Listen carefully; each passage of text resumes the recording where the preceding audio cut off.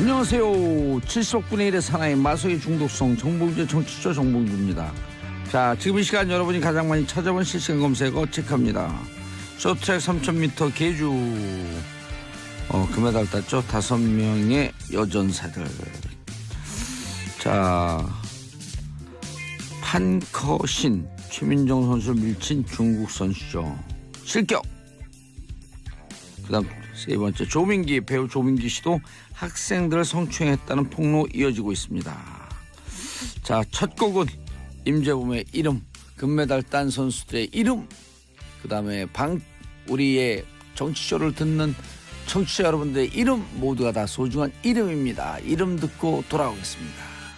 정봉주의 정치쇼 1부 들어가겠습니다. 뉴스 브리핑 미디어 오늘 정상근 기자님 자리하셨습니다. 네, 안녕하십니까. 미디어 오늘 정상근 기자입니다. 예.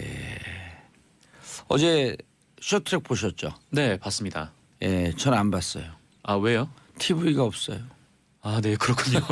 그래서 상상치도 못했던 이유네요. 그래서 인터넷으로 다시 보기를 봐요, 늘. 네, 핸드폰으로도 요새 중계를 하잖아요. 중계를 생방송. 하더라고요. 네. 예.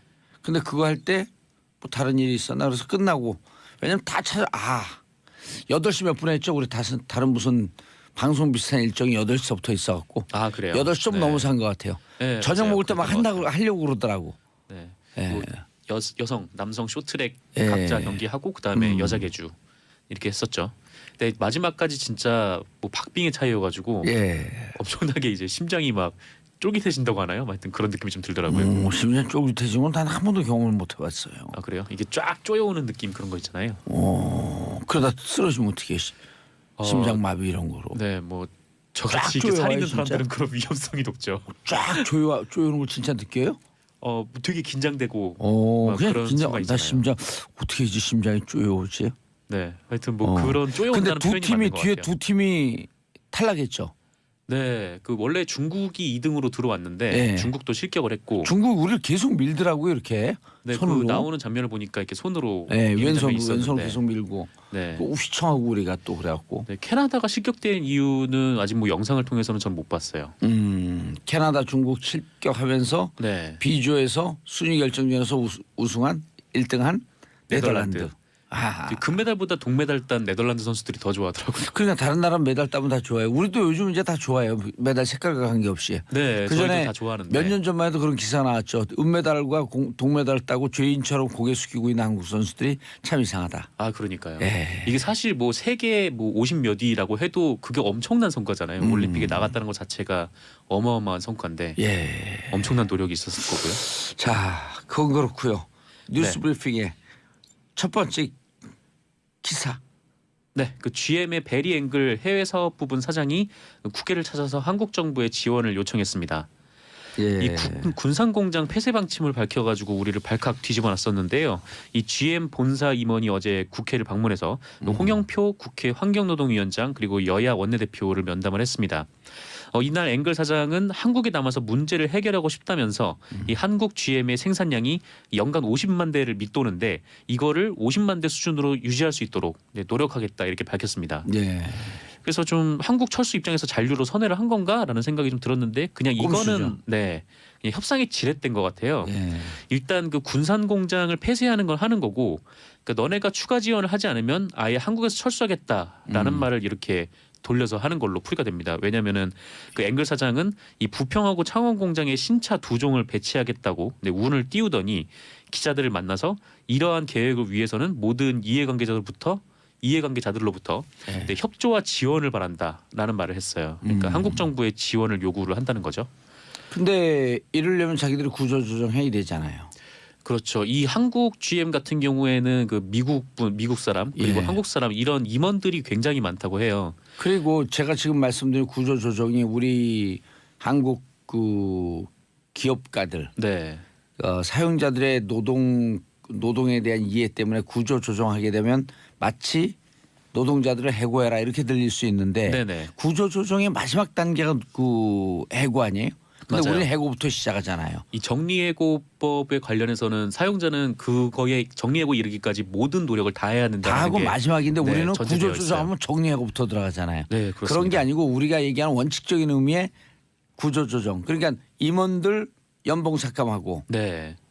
그다음에 미국으로부터 사들여오고 있는 부품들에 대한 부풀리기, 가격 부풀리기 그렇죠. 손대야 되죠. 이게 GM이 사실 뭐 한국 GM의 수출 물량을 확 줄여놓고 예. 지금 차종을 새로 배치하지도 않았거든요. 예. 그러니까 지금 군산 공장을 비롯해서 이 한국 공장이 적자가 날 수밖에 없어요. 그리고 차 잘 못 만들어요. 비싸요 그러고. 아 비싼가요? 예, 그러면 네. 그래서 문제가 된 거예요. 원래 가성비가 좋았거든요. 네. 쉐보레 같은 경우가 동급 가격이 좀 쌌었어요. 근데 그게 자꾸 올라간 거거든요. 네. 차가 그렇죠. 좋고 싸면 왜 안 사겠어요? 그렇습니다. 예. 게다가 또 뭐 한국 GM에 빌려준 돈을 뭐 만기가 도래했다면서 뭐 빼가기도 하고. 아 그리고 연 5%그 이자를 계속 받아가잖아요. 고리대금 뭐 하잖아요. 네, 그렇죠. 미국 그러니까 본사가 한국 GM을 상대로. 지금 한국 GM의 경영난을 GM 본사가 만든 거라고 봐도 무방한데, 예. 네, 지금 그 적자에 대한 그런 요구를 지금 우리 정부에 하고 있는 본사에서 셈이죠. 먼저 돈을 가져오는 노력을 해야죠. 그렇죠. 지금 GM이 미국 공장에 3천억을 투자한다고 하는 예. 거잖아요. 그래서 미국에는 그렇게 하고 또 우리나라에는 그 돈을 정부에 지금 요구를 하는. 4천억 5천억 요구한다는 거 아니에요? 예. 그 제가 듣기로는 뭐 10억 달러니까 1조 원 가까이 뭐 그런 얘기도 있다라는 언론 보도도 봤고요. 4천억을 제가 그 200만 원씩 네. 근로자들 14,000명. 네네. 그러니까 본사 2,000명 그 하청 그 어디죠? 협력업체 하청이 아니라 협력업체 12,000명 갖고 14,000명을 200만 원씩 나눠봤어요. 4천억을. 네네. 그때 44개월 4년치 그냥 주는 거거든요. 4년치를. 그러니 네. 호주처럼 전기차 생산을 바꿔갖고 성공한 케이스 아니에요. 호주는 그렇게 전환을 해서 성공을 했죠. 가려면 가라 가라 아주 가라 무슨 그런 노래 있잖아요. 무슨 노래인지 모르겠습니다. 저도 잘 모르겠어요. 자 7088님 이런 아재 개그 좋아요. 우리 앵글 사장 때문에 very angry하네요. 네, 그렇습니다. 예. 베리 앵글이에요, 이름이. 아 그래요? 네. 오 very angry. 네. very angry죠. very angry. 그렇죠. you make me very angry. 너는 우리를 너무 화나게 만들었어. 네. You go. 갈까요? 예. 자, GM 미국으로 가자. 그렇습니다. 다음 소식 갈까요? 그냥 보냈으면 좋겠어요. 4천억 갖고 우리 전기차 생산 또 수소차 생산 이런 거 하면 되잖아. R&D 비용 대주고. 그렇죠. 근데 예. 지금 뭐 군산 경제가 굉장히 좀 많이 힘든 상황이라고는 해요. 네. 아 그러니까 그걸 지금 바로 보내고 네. R&D 비용 투자하고 어쨌건 차 예. 돌릴 수 있는 그 연구를 해 들어가면 될 거 아니에요. 그렇습니다. 그래서 지금 정부가 대통령 지시로 이 군산 지역을 고용 위기 지역으로 지정하기 위해서 뭐 긴급 절차에 나섰다고 하는데요. 예. 네. 좀 어쨌건 이 GM이 호주에서도 계속 이렇게 정부 지원을 받다가 결국에는 공장을 폐쇄하고 그러면 나가버린 그런 사례가 있기 때문에 뭐 조 단위 가까이 돈을 그 지원받고 그러지 않았나요? 호주에서도 1조 몇 천억 그 정도 수준일 거예요. 그래서 1조 몇 천억이요? 네. 아이고. 그래서 좀 이런 상황까지 좀 대비를 해서 좀 정부가 대책을 마련해야 할 것 같습니다. 예, 그러니까 아주 이게 이제 돈 그 자기들이 투자한 나라에서 돈 빼먹는데 이골이 난 거예요. 네, 예. 그렇죠. 이 해외 기업들이 와가지고 그런 경우들이 굉장히 많은데 그렇죠.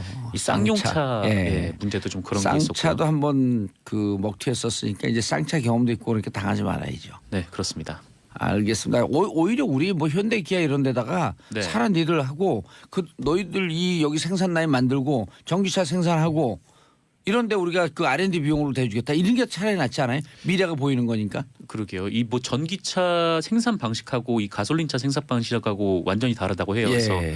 테슬라도 전기차를 만들 수 있을 정도로 조금 더 오픈된 기술이라고 하는데 아하. 그래서 좀 이런 중소기업들이 모여서 그런 완성차를 한번 만들어 보는 것도 나쁘지 않을 것 같다는 생각이 들긴 하지만 그렇죠. 그럼 비전을 네. 국가가 제시해주고 네. 그런데 함께 손을 하고 그런데 돈 투자하게 되면 누가 반대해요? 그렇습니다. 네. 일단 뭐 우리나라 기업들이 대체로 R&D에는 투자를 안 하는 것이 지금 상황이다 보니까 예. 좀 차라리 이런 지원금으로 좀 R&D 투자를 하는 것도 나쁘지 않을 것 같다는 그렇죠. 생각이 드네요. 대책을 그 어차피 돈 투자하고 한 1조 정도 빨아먹고 또 나가거든요 결국은. 네, 예. 그러니까 그런 거에 사기당하지 말고 잘 대책을 세우리라고 있습니다. 국가 네. 경영을 잘할 수 있도록 아니 잘 대책을 세웠으면 좋겠습니다 이렇게 얘기하면 안 되고요. 네. 우리가 아이디어를 계속 줘야 돼요. 네, 그렇죠. 뭐 전기차 생산으로 가고 아니면 현대대우나 넘겨주면서 너네가 사라. 그 대신 우리가 R&D 비용 되겠다. 새로운 생산 라인을 만들든지 아니면 새로운 전기차를 만들든지 다음 뉴스하라고 좀 난리가 났어요. 네. 근데 이게 국가 경제에 가는 거기 때문에 우리가 다른 뉴스 하지 말고 이걸 계속 해야 돼요. 네, 5개를 준비했는데 하나 하는데 반 이상. 샵1035 짧은 문자 50원 긴 문자 100원 하나라도 제대로 하는 게 좋습니다. 맞습니다. 자, 박수원님 봉도사님 머리 이쁘네. 머리에 대한 관심들이 높으시네. 황숙현님 오늘 봉도사님 말씀하신 게 다음 스케줄 혹시 뉴스 나오시나요? 아니요, 지금까지 어제까지는 봉도사 헤어스타일, 오늘서부터는 정봉주 헤어스타일. 무슨 말씀인지 아시겠죠? 모르겠습니다. 네. 자, 스피드 스케이팅 여자 팀 추월 파장 커지고 있어요. 네, 그 지난 예. 19일 열렸던 경기인데요. 이 여자 팀 추월 스피드 예. 스케이팅 여자 팀 추월 경기에서 이 김보름, 김지우, 노선영 선수가 출전을 했었거든요. 예. 근데 경기를 보신 분들은 알겠지만 이 김보름, 김지우 선수가 그 마지막에 노선영 선수가 뒤에 처져 있는데 결승선으로 통과를 했습니다. 예. 그래서 노선영 선수가 직전에 선두에 섰기 때문에 이 체력 소모가 상당했을 텐데 예. 보통 그럴 경우에는 두 번째 서가지고 뒤에서 좀 밀어준다고 해요. 예. 근데 노선영 선수는 마지막에 섰고 결국 다른 선수들과 거리가 예. 벌어진 채로 들어왔습니다. 이 논란이 된 건 그 다음인데요. 이 김보름, 김지우 선수의 인터뷰 때문이었습니다. 김보름. 네. 특히 노랑머리 김보름. 그렇습니다. 예. 김보름 선수 인터뷰 때문이었는데. 김보름 박지우예요. 아, 예, 박지우. 네, 예. 죄송합니다. 왜 성을 바꿔요? 네, 제가 착각을 했네요. 이 두 선수가 이 노선영 선수 그 두 선수는 이제 노선영 선수와 좀 경기 직후에 멀찌감치 떨어져 앉았고 이 노선영 선수가 울고 있을 때 이 한국인 코치와 두 선수는 그쪽을 쳐다보지 않는 좀 예. 그런 모습을 보이기도 했었어요. 예. 그리고 인터뷰에서 이 두 선수가 노선영 선수를 탓하는 듯한 말을 해서 논란이 증폭되기도 했습니다. 피식 웃었죠. 그리고 피식 이러고 웃었죠. 김보름 씨가. 네, 좀 그런 예. 웃음이 좀 있었죠. 거길 또 우리 네티즌사들 칼같이 집어냈잖아요. 네, 그래서 예. 이게 청와대 청원까지 등장을 해서요. 청와대 청원 했고 하루 만에 20만 명을 돌파했습니다. 이게 36만 명이요. 네네. 예. 역대 최단 시간에 20만 명을 돌파한 일이었다고 해요. 그러니까 국민 여러분들께서 상당히 분노했다라는 건데요. 이에 20일 스피드 스케이팅 백철기 감독과 김보름 선수가 기자회견에 나섰었습니다. 근데 이 자리에서 백철기 감독은 이 노선영 선수가 이 마지막 바퀴 때 자기가 맨 뒤로 가겠다 이렇게 자원을 했다라고 얘기를 했어요. 노선영 선수는 또 한 방송국하고 인터뷰했죠. 그런 네. 적 없다. 그런 말 한 적 없다. SBS와 인터뷰해서 어제 SBS 메인 뉴스에 예. 단독으로 나왔는데 이거 노선영 선수 입장에서는 자기가 그렇게 뒤로 가겠다는 말을 한 적이 없다라고 했어요. 예. 그리고 이 백철기 감독이 팀 분위기가 생각보다 이렇게 말씀하시는 않다. 것보다 나쁘지 않다, 좋다라고 했는데 이 노선영 선수는 뭐 팀의 대화가 없었고 분위기가 좋지 않았다. 예. 그렇게 입장을 밝혔습니다. 노선영 선수 같은 경우는 그 동생 노진규 선수인가요? 네네. 그 선수가 또 암으로 동생을 잃었잖아요. 네. 그리고 이번에 협회에서 왜 이 규정을 제대로 안 알려준지 이제 알겠네요. 규정을 제대로 알려주지 않아서 개인 기록을 관리하고 있어야지 팀철도 나갈 수 있었던 거거든요. 네네. 그걸 알려주지 않아서 이번에 나가지 못할 뻔했었어요. 네, 나가지 못할 뻔했죠. 그래서 그게 논란이 된 적도 있었는데. 러시아 선수가 밀려나면서 그 자리를 채워갖고 나갔는데 네네, 맞아요. 그때도 어찌 보면 협회에서 의도적으로 알려주지 않은 게 지금 티나는 거 아니에요? 뭐 그렇죠. 지금 뭐 그 빙상연맹 같은 경우에 예전에 예. 이제 그 안현수 선수죠. 그렇죠. 네, 빅토르안 선수의 빅토르안. 네, 그런 문제도 있었고 이 파벌 문제가 굉장히 심각하다고 이런 얘기가 좀 나온 상태여가지고 그때 물러났던 그 빙상협회 그 부회장 슬그머니 또 다시 들어왔고. 네, 뭐 그렇다고 하죠. 이런 게 생활 적폐거든요. 이런 그 우리 사회 정치적 이런 적폐, 검찰 적폐 이런 것도 열받지만 이런 생활 적폐 끄집어내야 되는데 뒤집어 엎어버려야 되는데. 요즘 같이 운동하는 선수들끼리 뭐 그렇게 뭐 사이가 벌어질 일이 있나 싶긴 한데 이건 예. 정말 뭐 그 선수들도 그 선수들대로 뭐 하여튼 비판을 받을 지점이 분명히 있는데 이전부터 계속 이어져 왔던 부분을 못 고쳤다라는 거잖아요. 그러니까 이게, 그 네. 코치, 이런 지도자들이 문제예요. 네, 그래서 인성이 제대로 되지 않은 지도자들. 네, 노소영 선수가 울고 있는데 예. 옆에서 이제 다독여준 선수가 네덜란드 예. 출신의 이제 밥디용 코치. 예, 박경수 유명했던 선수도. 선수였죠. 네, 금메달리스트죠. 예. 근데 그것도 좀 마음이 아픈 일이더라고요. 근데 박지용 선수 감독이 코치가 네, 7이나 8이 할 것이다라고 하는 트윗을 미리 올렸던 게 또 그 미리 예견했던 네, 그것도 좀 논란이 되고 있잖아요. 네, 그러니까 그렇죠. 분위기를 다 알고 있었던 거죠. 박지영 코치는. 그게 제가 알기로는 경기 이후에 올렸던 걸로 알고 있는데. 아, 경기 이후에 올렸나요? 그래서 이제 뭐 7이라 8이 할 것으로 생각했기 때문에 뭐 놀랍지 않다, 뭐 안타깝게도 놀랍지 않다 이런 트윗을 남겼다고 해요. 아하. 자 다음 뉴스요. 5.18 진상조사위원회 구성했다. 네, 무슨 5.18 내용이죠? 광주민중항쟁 의혹을 규명할 예. 진상조사위원회가 설치가 됩니다. 이제 국회 국방위원회가 어제 예. 그 5.18 민주화운동 진상규명 특별법안을 의결했는데요. 이 법안에 따르면 국회의장이 1명, 여당이 4명, 야당이 4명을 추천을 해서 이 총 9명의 위원으로 이뤄진 진상조사위원회를 구성하게 됩니다. 이 조사위원회는 구성을 마친 날로부터 2년 그리고 추가로 필요할 경우에 1년을 더 활동할 수 있어요. 그래서 최대 3년간 예. 활동할 수 있는데요. 이 위원회는 1980년 5월 당시에 뭐 군에 의한 민간인 학살 사건, 헌정질서 파괴 행위, 암매장 등 인권 침해 행위 뭐 이런 사건은 물론이고 그 시민들을 향한 군의 최초 발포와 집단 발포 책임자 예. 그리고 계엄군의 헬기 사격 경위와 사격 명령자 이 시민 피해자 현황 등을 폭넓게 조사할 예정입니다. 38년 만에 제대로 되는 게 이루어지네요. 몇 네, 번씩 진상조사위원회가 있어도 네. 제대로 조사를 다 못했고. 88년에 청문회가 있었는데 예. 그때 그 군에서 이런 정황들을 증거들을 이제 감춰왔던 그런 상황도 최근에 드러나고 있잖아요. 예. 근데 참 어이없는 게 이 자유한국당의 주장 때문에 이 북한군 개입 여부 및 북한군 침투 조작 사건 이런 것도 조사 대상에 추가됐다고 해요. 아휴, 북한 없으면 어떻게 사니?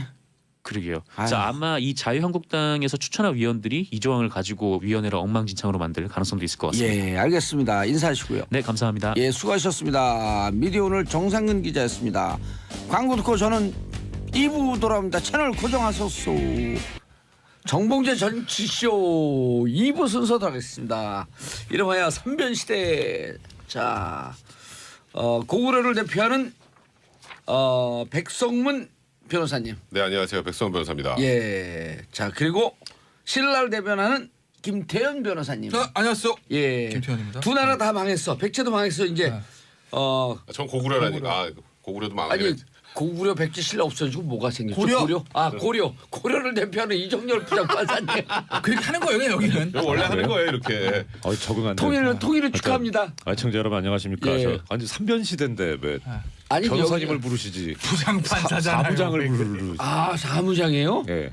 오, 우리 원래 사무장을 불렀는데 사무장이 왔네. 아 이런 분위기. 이런 분위기. 그 자리가 원래 개그 담당이었는데. 거기 개그 그래요? 담당이에요. 아 이게 저안 자, 되는데. 사무장과 사무장의 차이는 뭐예요?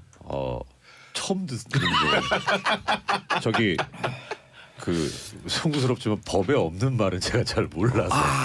오늘 여기 법에 없는 자, 날 굉장히 오승남님, 이분은 감탄도 자기 성으로 해요. 오, 이정열 판사님이시다. 반가워요. 아유, 반갑습니다. 자, 고맙습니다. 유은숙님, 오, 정열 이정열 판사님이시다. 아, 이건 정열 이정열은 옛날 개그만 아니야. 유은숙님 이게 진짜 연식 나오시네. 아, 그거구나. 그럼요, 정열 네. 이정열 유은숙님은 숭구리당당. 예, 숭구리당당, 숭구리당당 당당당. 예, 정식으로 인사드리면 법무부인 동안의 사무장으로 예, 일하고 동안. 있는 합니다. 네.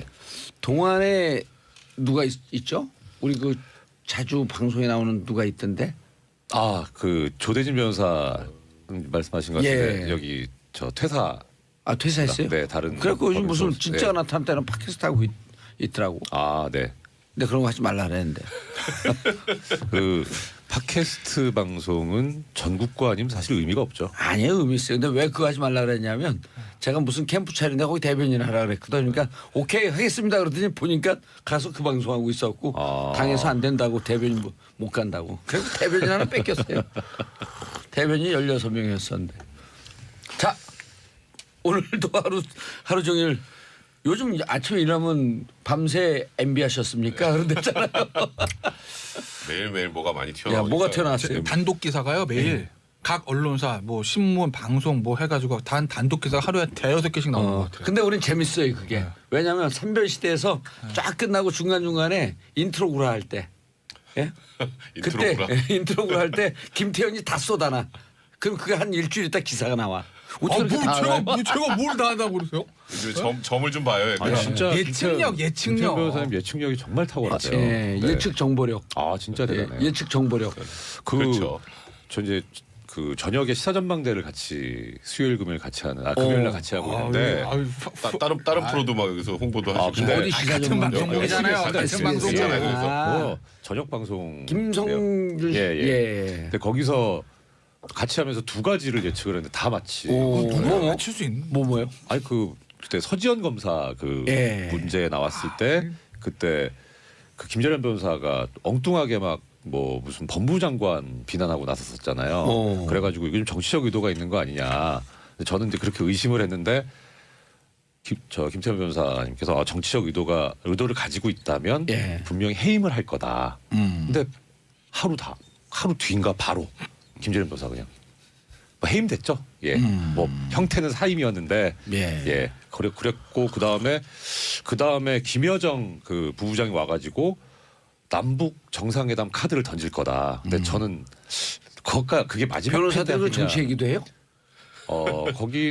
거기는 삼변 시대가 아니고요. 네. 시사 전망대 시사 이렇게 보는 이슈 거예요. 토크. 아. 예. 근데 거기서 카드를 던질 거다라고 하시면서 그 다음에 이 조심해서 슬기롭게 대처해야 된다라고 얘기를 하셨는데 진짜 실제로 남북 정상회담 카드도 던졌고 그 문재인 대통령님께서 정확하게 대응하셨잖아요. 이거 여건을 만들어 와라. 그래서 사실 좀 저는 오늘 이 특별 출연했고 지금 방송 그 발언계 아니요, 많이 주는 거 알고 계시죠? 마무리로 저 김태현 변호사님한테 꼭 여쭤보고 싶은 게 내일 우병우 선고잖아요. 제가 물어보려고 지금 진행자가 물어보는 거예요. 그거는. 그래서 어떻게 예측하지가 너무너무 궁금한 거예요. 부장님 왜 그러세요? 아니 그 형사 저 몇 부죠? 내일 판결 33부죠? 이영훈 부장. 이영훈 네. 부장판사. 최순실 조력자의 사이라고 알려진. 아니, 근데 그건 조력자는 그건 아니라고 뭐, 그러더라고요. 그래갖고 그냥 어쨌든 그런 지난번에 논란이 좀 있었죠. 그래갖고 그 이게 뭡니까 재판부가 바뀌었다가 이영훈 부장판사 밀렸다가 다시 들어왔잖아요. 그게 아마 이 사건이 아니 다른 사건이 예전에 아마 이주영 부회장 때 처음에 이영훈 부장 쪽으로 배당이 됐다가 아마 그때 안민석 의원이 문제 제기해갖고 하루 만에 바뀌었죠. 배당이 바뀌었는데 두 번째였죠. 처음엔 조희연 부장한테 갔다가 영장 때 그 영장 기각했던 사람이니까 부적절하다 해갖고 재배당을 했는데 조력제의가 나니까 또 재배당을. 근데 뭐 그건 조력자 아니라는 거로 나온 거 아니에요? 안민석 의원한테 그러면 저 유리창 깨고 들어와요. 근데 제가 이제 오늘 안민석 의원한테 취재를 좀 할 계획인데 정확하게 확신을 갖고 있더라고 안민석 의원은. 저도 확신을 가지고 그 이야기하시는 걸 들은 바가 있긴 있습니다. 그래서 오늘 좀 취재를 해봐야 돼요. 그럼 내일 어제 그 명절날 그 딸과 그 다음에 그 부인과 또 무슨 집사하는 분하고 면회 왔는데 아주 행복하게 지냈다고 그 보도가 나왔죠. 우병우. 그래서 뭔가 지금 판결에 대해서 예측을 하고 있는 거 아닌가? 근데 우병우 수석 관련한 혐의들 이렇게 쭉 보면요. 물론 우병우 수석이 그 국정농단의 한 중심에 있었던 것도 사실이고 거의 국민 밉상 비슷하게 돼버렸었잖아요. 그 레이저 쏘고 막 이래가지고. 국민 밉상. 근데 문제는 그 영장이 여러 번 기각됐다 이제 결국 구속이 되긴 했지만 이게 민정수석의 직무 범위가 어디까지인지 검찰도 특검도 특정하기 굉장히 어려웠기 때문에. 직권남용 직무유기 지금 다 들어가 있죠. 그렇죠. 그러니까 딱 그게 프레임이 거였잖아요. 이거는 원래 정상적인데 업무 범위 내에서 했던 거야. 두 번째는 나는 무능해서 몰랐어. 이 두 개 가지고 지금까지 쭉 온 거란 말이에요. 근데 그게 딱 떨어지지 않는다는 얘기가 많이 있었어요. 오늘 우리 주제는 지금 전혀 없는 얘기를 하고 계신 거예요. 내일 게 그게 더 궁금하잖아요, 사실은. 그래서 사실 우병우 수석의 뭐 일단 검찰에서는 굉장히 중하게 구형을 했죠. 8년 구형을 했죠. 근데 실제로 일단 뭐 실형이 선고되지 않을 가능성도 있다. 이렇게 보는 법조인들도 꽤 많고요. 그렇죠. 그래서 제가 궁금한 거 지금 직권남용과 직무유기가 내일 선고인데 이것과 무관하게 지금 블랙리스트가 또 기소가 됐거든요. 블랙리스트도 구속 기소가 된 겁니까? 어떻게 된 겁니까? 이거 잘 모르겠더라고. 저도 거기까지는 잘 모르겠는데요. 블랙리스트 관련해서 추가 기소가 됐거든요. 이미 구속이 돼 있으니까. 추가 뜬 거예요. 그럼 만약에 내일 직무유기와 직권남용이 집행유예가 된다면 혹시 된다면 혹시 또 무죄가 된다면 이 블랙리스트 기소가 된 것 때문에 석방이 될 수 있는 거예요? 그 영장 다시 청구해야 그렇죠. 되죠. 영장은 다시 쳐야죠. 블랙리스트 만약 기소한 거 지금 왜냐면 구속 기간이 남아 있기 때문에 그거 아직 확인해 봐야 되는데 구속 기간 남아 있기 때문에 그 건에 대해서 별건으로 구속영장 청구하지 않고 그냥 있다고 하게 되면 그러면 지금 재판받고 있는 거 내일 만약에 집행유예나 무죄면 석방되는 거잖아요. 예. 그런데 블랙리스트로 다시 뭐 기소가 돼 있어요. 기소가 돼 있어요. 그럼 뭐 예. 다시 영장을 청구해야 되는 거 맞죠? 전 부장판사님? 청구할 주체는 없죠. 지금 기소가 됐으니까. 아닙니다. 예. 그러니까 법원에서 직권으로 발부해야죠. 예, 수서법원에서 직권으로 발부해야 되고 지금 그러니까 이해를 하시기 편하게 말씀을 드리면 예, 이해가 안 더 되죠. 어려울 것 같은데 예. 그 구속영장이라는 게 우리가 생각할 때 사람을 상대로 발부하는 거니까 사람별로 이렇게 계산이 되는 걸로 해석할 수 있는데 그게 아니고 사건별로. 그러니까 그래서 제가 그렇죠. 여쭙는 그러니까 거예요. 지금 이제 추가로 기소된 부분은 사실 그 몸은 구속돼 있지만 사건에선 불구속으로 취급이 돼요. 불구속 사건으로. 불구속 사건. 예. 그러니까 블랙리스트는 현재 불구속 사건이다. 그렇죠. 사람이 설령 구속돼 있다고 하더라도. 아하, 그러니까 예. 내 직권남용과 직무유기가 만일에 국민들 의도하는 요구하는 뜻과는 좀 엇나가서 집행유예로 나온다? 그럼 블랙리스트 때문에 다시 구속될 수 있는 상황은 아니다 이런 얘기죠. 그렇죠. 그거는 이제 그 재판부에서 다시 판단을 해야죠. 그러니까 이 사건 가지고 그러니까 블랙리스트 사건 가지고 보니까 도주의 우려나 증거인멸의 우려가 있다라고 보이면은 직권으로 이제 법원에서 영장을 발부하는 거죠. 그렇게 되는 거예요? 예. 결국 우리 맞는 거죠? 맞는 거죠? 그러니까 청구는 하지 않는 거죠. 어쨌든 영장 다시 나와야 된다는 얘기니까. 예. 왜 그러냐면 이렇게 가는 이렇게 가는 거예요 이 방송. 이거 처음이라 되게 힘드네요. 아니 왜 그러냐면 이게 직무유기 직권남용이 지금 그 백 변호사 얘기했듯이 이게 그 형이 나올 수 있나 이렇게 의문을 갖고 있는 사람들이 꽤 많더라고요. 많죠. 사실 법조인들 중에서도 많아요. 예, 아니 제가 물어본 사람들 다 법조인이에요. 이게 지금 좀 약간 의심스럽다기보다 하여튼 그런 의구심이 드는 게 뭐가 있냐면 원래 14일 날 우병우 수석이 이제 선고 선고 예정이었었는데 선고 연기가 돼가지고 이제 내일로 연기가 됐거든요.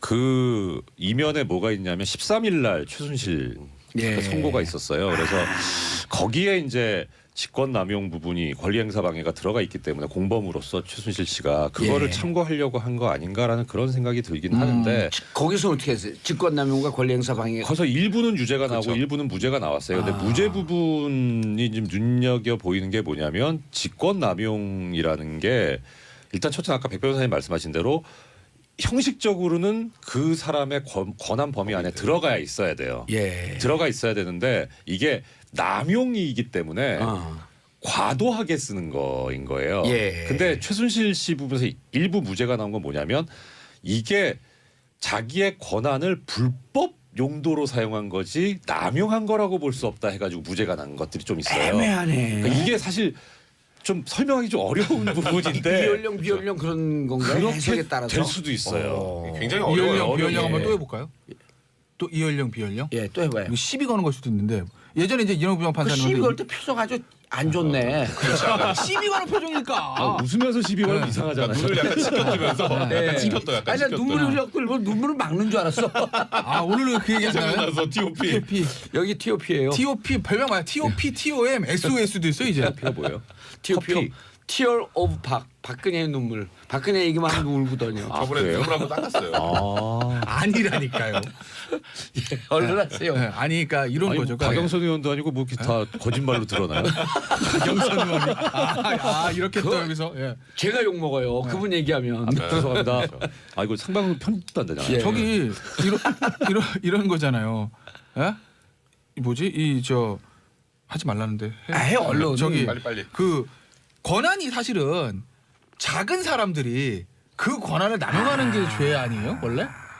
권한이 그래 주장을 만든 범죄죠. 권한이 이만큼인 사람이 사실은 그러네. 범죄 될 가능성이 줄어드는 거잖아요. 근데 검찰 아마 엄청 7년 구형했을 거야. 8년이요, 8년. 예. 8년 구형할 때 그 구형할 때 논고문 보면 예. 우병우 전 수석은 민정수석으로서의 막강한 권한을 남용하여 이렇게 돼 있어요. 막강한 그 권한. 권한이 막강하다며. 근데 그 막강해. 우병우 전 수석 그거 좋아할 거예요. 그래 내 권한 원래 막강해.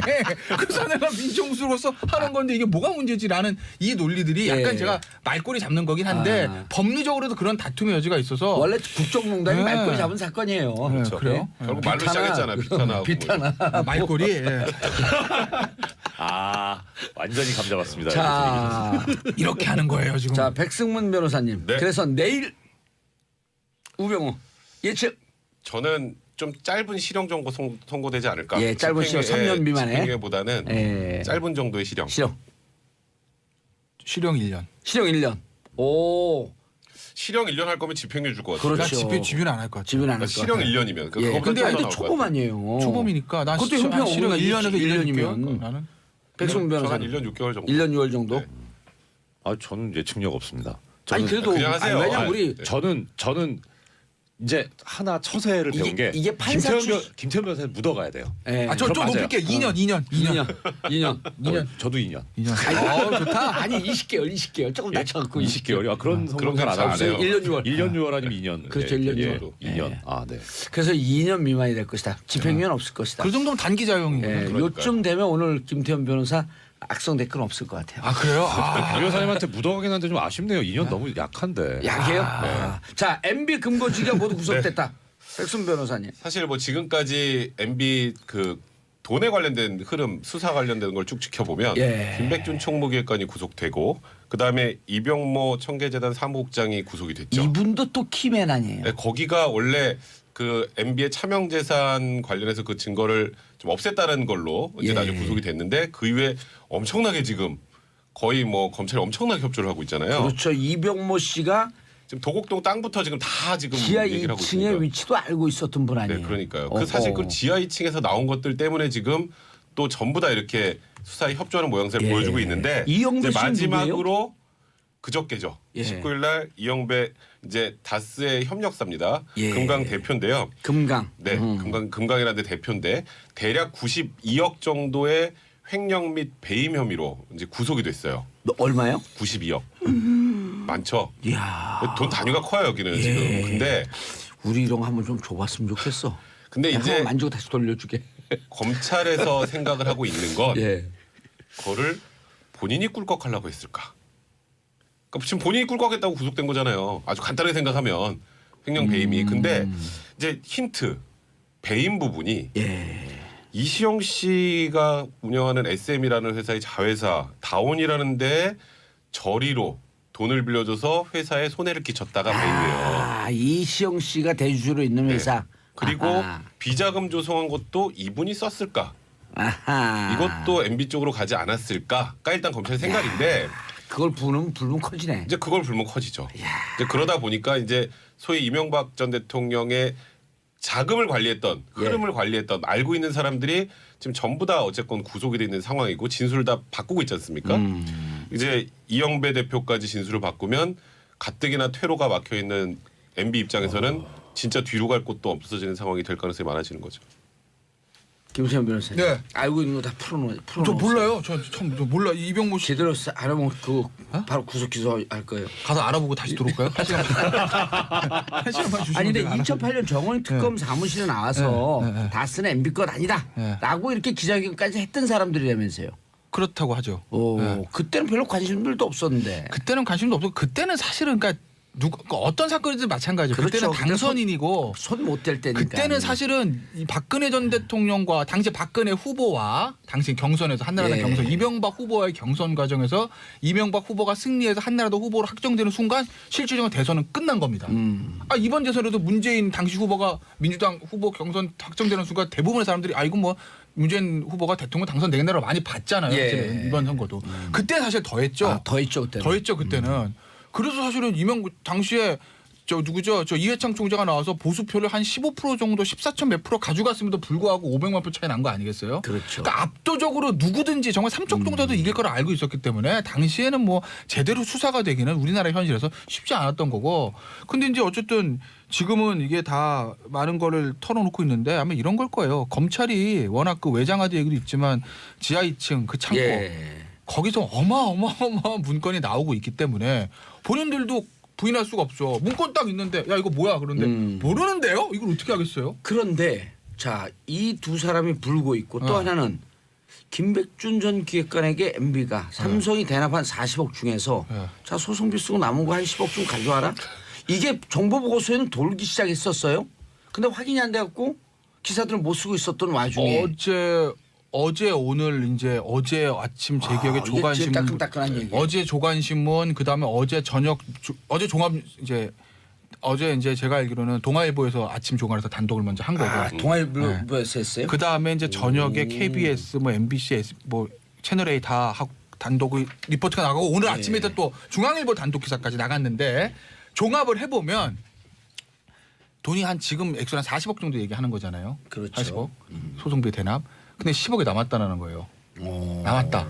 이거를 찾아와라. MB 전 대통령이 이거 회수해야 되겠는데 그래가지고 자기가 낸 것도 아닌데 그걸 왜 본인이 김백준 전 찾아오라고. 기획관한테 훌륭하신 분이야. 아주 쉽게 말씀드리면 찾아와 미국 가서 갔겠습니까 김백준 기획관이? 김재수에게 연락했겠죠. 안 갔어요 미국에. 왜?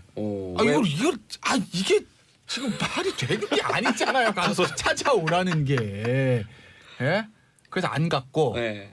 그런 얘기인 거죠. 그리고 오늘 아침에 나온 그게 이제 어제까지 나온 보도들의 요지인 거고 오늘 아침에 나온 이제 중앙일보 단독 보도 요지는 뭐냐면 그 문제 때문에 저 김석한 변호사라는 예. 그 변호사가 청와대에서 들어와서 이명박 전 대통령 2번 정도 독대했다. 그러니까 이제 이 소송비 대납이 시작되기 전에 그 전에 미팅을 했다라는 게 오늘 아침에 있었던 단독 보도인 거죠. 이정열 판사님. 이정열 변호사님. 사무장. 네. 이정열 사무장님. 네네. 전 부장 판사님. 예. 아니 이거 10억 찾아오라는 거 예. 무슨 불법 행위는 아니잖아요. 그런데 그렇죠. 40억 대납했다라고 하는 것을 MB의 부탁에 의해서 대납했다라고 하는 것을 간접적으로 시인해버린 거 아니에요. 그렇죠. 그러니까 아마도 일부 보도가 나오긴 하던데 이 40억에 관련해서 그 경제적인 부담은 삼성 측에서 부담을 하지만 최종적으로 이 이익이 누구한테 가느냐에 관해서는 다스 쪽이다라고 해서 선결제를 한 거죠. 소송 비용을 40억을 선결제를 해놓고 남게 되면은 이제 차액은 누가 가져갈 것이냐 했을 때 그 차액을 가져가는 주체가 삼성으로 다시 가는 게 아니라 다스 쪽으로 간다는 그런 약정이 있었다는 얘기가 나오고 있거든요. 그러니까 사실 웃기긴 하지만 법적으로는 문제는 없어요. 왜냐하면 일단 그러니까 선결제로 40억을 뇌물을 받은 거죠. 받아서 그거를 예치를 해놨는데 다 못 쓰고 남았으니 잔액은 다시 돌려받아줘. 아무리 뇌물이지만. 아니 그분은 그 감옥에 가실지 모르는데 참 네. 행복해 하시는 것 같아요. 제가요? 예. 이게 기가 찬 겁니다. 별로 안 친해요? 어우, 이게 친하고 싶은 생각은 별로 없는데 결국 친하게 되더라고요. 이분이요. 예. 이분이요. MB UAE에서 상금 받잖아요. 50만 불. 예. 그러니까 상금 미리 받을 거니까 돈 미리 줘 해갖고 농협 가서 50만 불 미리 받았잖아요. 그리고 그러니까요. 농협에서 나중에 상금 찾아가고 여러 가지 해요. 대단하신 분이에요. 예. 그러니까 140억 찾아갈 때 그것도 끝까지 가서 찾아오자. 그 140억 돌려받지 않았으면 사건이 여기까지 또 커지지 않았어요. 거기서부터 이상한 거죠. 예. MB가 다스하고 상관이 없는데 청와대까지 동원을 해서 그 돈을 찾아옵니까? 예. 그런데 예. 이상한 거는요. 광고 듣고 3부에 가면 안 될까? 알겠습니다. 예. 광고 듣고 3부 돌아옵니다. 채널 고정하소서. 정봉재 정치쇼 3부 순서 들어가겠습니다. 백성문 변호사, 김태현 변호사님 그리고 이정열 전 부장판사님 자리하고 계십니다. 계속하시죠. 백성문 아까 변호사님. 무슨 얘기하고 있었죠? 저도 몰라요. 그러니까 지금 이제 구조가 예. 거의 완전히 얼개가 다 맞춰진 상황이 돼버렸잖아요. 그러니까 최초에 사실 뭐 댓글 문제에 관련해 가지고 수사가 한풀 꺾였다라고 했는데 특수활동비 얘기가 나오면서 그렇죠. 이제 그게 이제 뇌물죄로 이제 구조가 짜졌고 김관진 거기도 구속적 부심으로 풀려나면서 그때 사실 이거 이제 MB 수사 힘들지 않을까 뭐 이런 얘기들 저희 그때 했었잖아요. 근데 여기서 이제 특활비가 튀어나오면서 김희중, 김백준 총무기획관이 전부 다 이제 사실관계에 대해서 확인을 해줬고 그것도 원세훈 전 국정원장부터 시작된 거니까 그것도 내용 거의 빼도 박도 못하는 수준으로 지금 정리가 된 거고요. 근데 이제 그거보다 이제 사람들이 궁금했던 건 다스는 누구 겁니까였잖아요. 이제 그것도 정리가 다 됐어요. 그거 처음엔 손을 못 댈 거로 그렇죠. 봤었잖아요. 그러니까 사실 힘들 거라고 봤는데 이제 사실 이제 검찰이 다스는 이명박 전 대통령 거다라고 확정을 했다라는 걸 알 수 있는 건 지금 문제되는 구두로도 그렇게 얘기하지 않았나요? 아직 발표는 안 했나요? 네, 발표는 아직 안 했는데 이게 지금 요거 있잖아요. 지금 삼성에서 소송 비용 대납해 준 거. 그리고 구조를 생각해 보면 이명박 전 대통령하고 다스하고 상관이 없으면 단순 뇌물죄가 아니라 제3자 뇌물죄죠. 그러니까 그렇죠. MB가 부탁을 해서 다스의 돈이 들어갔으니까 다른 제3자 사람한테 한 거니까 뇌물죄. 근데 단순 뇌물죄로 간다고 하니까 이거는 그 얘기인즉슨 다스 이코르 MB다. 근데 그걸 너무 많은 곳에서 이제 확인이 다 되는 상황이라 사실 이명박 전 대통령 측에서는 계속 뭐 부인은 하고 있지만 뭔가 자신 있는 부인 같진 않아요. 예. 그냥 관계없다. 그냥 아니다 정도이기 때문에 예. 지금 객관적 증거나 여러 진술 증거상 이제는 이명박 전 대통령이 피해가기 좀 힘든 상황까지 와간 것 같아요. 동부지검에서 수사하던 다스의 비자금 그것 때문에 한 이틀 동안 그 SNS에서는 난리가 났단 말이에요. 정호영 특검을 기소하지 무혐의로 끝내고 다만 자기들은 100억 추가로 2008년 비자금을 더 찾아냈다. 이건 어떻게 이해를 해야 돼요? 일단 이 120억 횡령이 개인 횡령이냐 그 직원의 예. 다스 소속 직원의 개인 횡령이냐 아니냐가 먼저 쟁점이 됐었는데 이게 사실 증거를 밝혀내기가 쉽지는 않았을 거예요. 시간도 오래 걸렸고 그리고 무엇보다 본인 진술만 가지고는 사실 이게 쉽진 않거든요. 근데 실제로 이 직원분이 그러니까 횡령했다는 의심을 받고 있는 직원분이 처음에는 나 혼자 못 죽겠다라고 했다가 실제 들어가서는 또 다 얘기할 것처럼 하더니 안 했다는 얘기가 있거든요. 예. 근데 그것도 그거지만 지금 문제는 어떻든 정호영 전 특검 같은 경우에 적용되는 혐의가 특가법상의 이제 특수직무유기거든요. 특수직무유기. 예, 특가법상의 죄를 범했다는 그런 사정을 알면서도 수사를 안 한 경우 예. 이런 경우에 이제 성립이 되는 범죄인데 문제는 이 직무유기죄가 성립되는 게 또 쉽지가 않아요. 정말 어렵죠. 정말. 예, 그러니까 유기이기 때문에 이게 단지 열심히 하지 않았다거나 부당하게 했다는 것 갖고 성립되는 게 아니고 아예 아무것도 안 해야 돼요. 그러니까 설령 잘못했더라도 하긴 했으면 직무유기가 아닌 거예요. 그러니까 제 생각에는 이 검찰에서 그래서 발표하기를 이 120억 횡령을 한 사람이 누구냐에 관해서는 최종 수사 결과를 발표할 때 하겠다라고 얘기를 했는데 아마도 그것이 그런 어떤 사실관계의 문제도 있습니다만은 예. 법리적으로 정호영 특검을 기소를 하기가 그렇게 쉽지는 않았을 것 같은 생각이 들어요. 제가 저번에 그 정호영 특검 직무유기로 기소 못할 거라는 취지로 제가 좀 말씀드렸는데 얘기했었어요. 예, 어차피 그냥 징검다리로 이명박 전 대통령 가기 위해서였던 것 같아요. 그 120억 횡령 부분은 어차피 공소시효돼서 완료돼서 이제 처벌도 못하는 상황이었잖아요. 그렇죠. 이제 그 21일이 지났으니까. 네, 그러니까 이제 그 당시에 다스가 누구 건지 예. 그다음에 그 당시에 있었던 여러 가지를 정호영 특검이 알고 숨겼는지 아닌지를 조사하면서 그게 아니라고 결론 나도 지금 새로 조사해서 지금 다스가 이명박 전 대통령 거라고 나오면서 수사 방향이 꺾였잖아요. 그러니까 정호영 특검은 제가 생각하기에는 처음부터 검찰의 타겟은 아니었을 것 같아요. 말씀하셨던 것처럼 특수직무유기는 거의 입증이 불가능한 정도의 수준이라고 생각이 들어요. 그때 명백하게 모든 걸 다 알고 있었는데 아무것도 안 했다면 특수직무유기가 되지만 이거 그 추가 수사 당시에는 나온 결과 게 발표한 게 21일 오늘까지가 네. 공소시효거든요. 네. 그러니까 공소시효 전에 정호영 특검에 대해서는 분명히 성격 규정을 하고 네, 그렇죠. 그다음 그렇죠. 추가로 나온 2008년 이후 그건 공소시효 한 5년 남았어요. 네, 그러니까요. 그 부분에 대해서는 이제 그러니까 제가 그때 추적을 당시 하겠다. 말했던 게 정호영 특검이 타겟이 아니라 예. 결국 그 이후에 우리가 말하는 공소시효 안으로 들어오는 것에 또 개인 횡령이나 비자금 조성 같은 것들이 있으면 그때는 칼이 이제 MB 쪽으로 갈 수 있잖아요. 예. 그런 방향으로 진행될 수였다는 생각이 좀 들어요. 알겠습니다. 그럼 이것도 또 한 축으로 커지는 거 아니에요? 다스 비자금이요? 예. 새로운 게 발견됐다고 하면 그렇죠.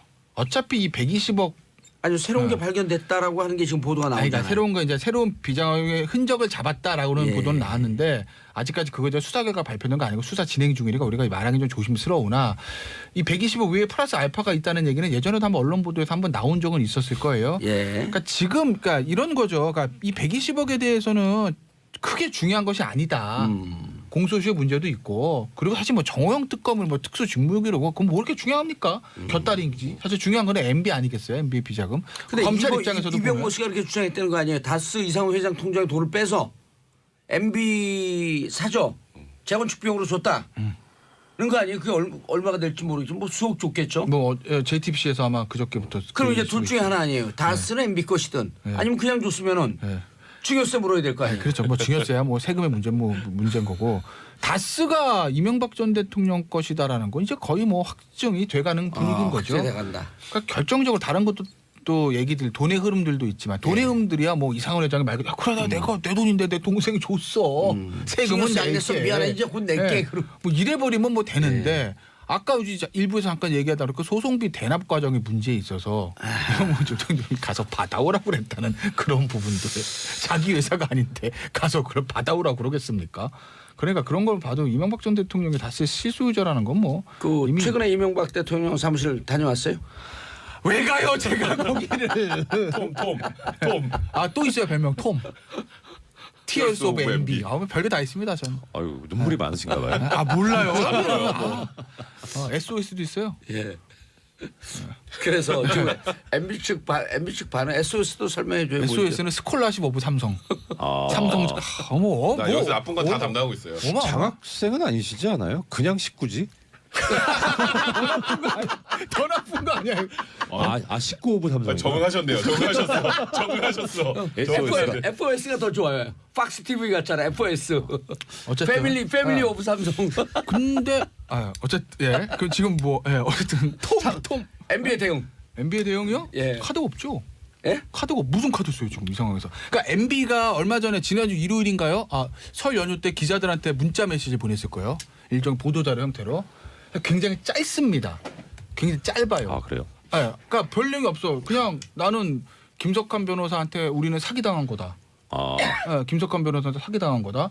그쪽에서 먼저 접근해서 이렇게 한 거고. 무상을 해주겠다. 그랬다. 무상으로 해주겠다 그랬다. 사기당한 거다. 다 억측이다. 뭐 이런 얘기들인데